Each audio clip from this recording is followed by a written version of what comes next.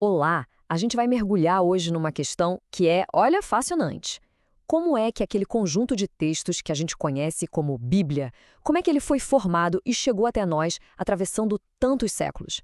Pois é, essa é a pergunta-chave. A gente vai seguir a trilha desses textos antigos, sabe? Desde os manuscritos lá do comecinho até as Bíblias que a gente tem na estante de casa.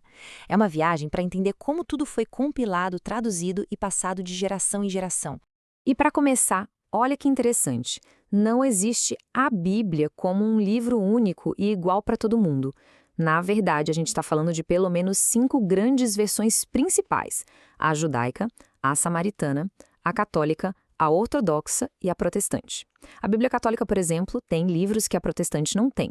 Isso já dá uma pista, né, de que a escolha do que entrava ou não no livro sagrado foi sim um processo histórico. E essa seleção foi um momento decisivo. Imagina só, nos primeiros séculos do cristianismo, existiam dezenas de evangelhos circulando, cada um contando a história de Jesus de um jeito. Mas no final das contas, só 4 foram escolhidos para entrar no Novo Testamento. Todos os outros ficaram de fora como apócrifos. Isso mostra bem que houve uma verdadeira curadoria para formar o texto que conhecemos. Bom, vamos mergulhar agora no nosso primeiro caso de estudo, e é uma das passagens mais famosas de todo o Novo Testamento. Ah, essa história, a da mulher acusada de adultério, é super conhecida, né? Celebrada pela mensagem de compaixão, de perdão. Com certeza é uma das cenas mais citadas, mais representadas da Bíblia inteira. É aqui que a análise dos textos fica muito, mas muito interessante. Porque apesar de ser tão famosa, muitos estudiosos, olhando para os manuscritos antigos, começaram a perceber uma coisa. Essa passagem talvez não estivesse no Evangelho de João desde o começo, pode ter sido adicionada depois. O ponto todo é o seguinte: os manuscritos mais antigos e confiáveis do Evangelho de João simplesmente não têm essa história. Ela só começa a aparecer nas cópias uns 400 anos depois da escrita original. E tem mais. O estilo, o vocabulário, é tudo bem diferente do resto do livro. Isso, claro, gerou um debate enorme entre os especialistas sobre de onde veio essa história e como ela foi parar ali. Agora vamos para outro ponto crucial nessa jornada: a tradução. E aqui a gente vai ver como a escolha de uma única palavra pode literalmente mudar todo o sentido de uma passagem. Olha só esse exemplo. No hebraico original, a palavra usada é kadesh. Ela se referia a uma prática bem específica da época, a prostituição em rituais de templos pagãos. Acontece que em muitas traduções essa palavra foi trocada por sodomita. E aí, pronto, o sentido original se perdeu completamente e o versículo ganhou uma interpretação totalmente nova, com um peso social e teológico bem diferente.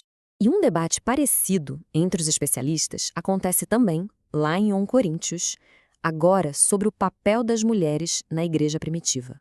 Para a gente entender, o contexto geral do capítulo 14 de 1 Coríntios é de incentivo. A ideia ali parece ser encorajar todo mundo na comunidade, homens e mulheres, a participar ativamente do culto, a profetizar, a falar em línguas, claro, tudo com ordem. Só que aí, no meio desse raciocínio, aparecem esses 2 versículos. E eles parecem quebrar totalmente o fluxo. De repente, surge essa ordem para as mulheres ficarem caladas, dizendo que é vergonhoso uma mulher falar na igreja. É um contraste tão grande com o resto do capítulo que, claro, levantou muitas dúvidas sobre a origem desse trecho. E a base para esse debate todo vem, de novo, dos manuscritos antigos. É que em algumas das cópias mais importantes que a gente tem, esses versículos não estão aí no meio. Às vezes, eles aparecem lá no final do capítulo. Para quem estuda esses textos, essa mudança de lugar é um sinal de alerta, um indício bem forte de que isso pode ter sido uma nota de rodapé, uma anotação na margem que algum copista, depois, acabou inserindo no meio do texto principal. Isso nos leva a um outro ponto muito importante. Como as crenças teológicas, as doutrinas de uma época, podem acabar influenciando as escolhas na hora de traduzir o texto. Vamos olhar essa diferença aqui na tradução de Mateus. É sutil, mas o impacto é enorme. No grego original, a palavra é prototokos, que significa primogênito. Se ele é o primeiro, isso pode sugerir que vieram outros depois, certo? Que Maria teve mais filhos. Só que algumas traduções, principalmente as católicas, preferem usar um filho. Por quê? Porque essa escolha se encaixa perfeitamente com a doutrina da virgindade perpétua de Maria. Ou seja, o ponto central é que a evidência mais antiga que temos, lá nos manuscritos gregos, aponta para a palavra primogênito.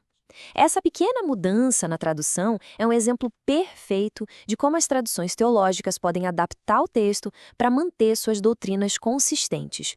Mas olha, as mudanças não acontecem só nas palavras, no texto escrito.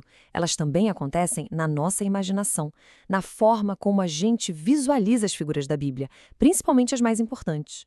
Pensa rápido na imagem de Jesus. Provavelmente veio à mente um homem branco, de traços europeus, talvez até de olhos azuis.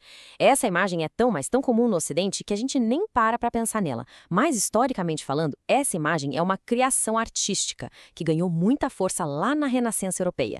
Só que essa imagem bate de frente com o que as análises históricas e antropológicas nos dizem. As evidências apontam para uma aparência bem diferente para um homem judeu que vivia na Galileia no século I.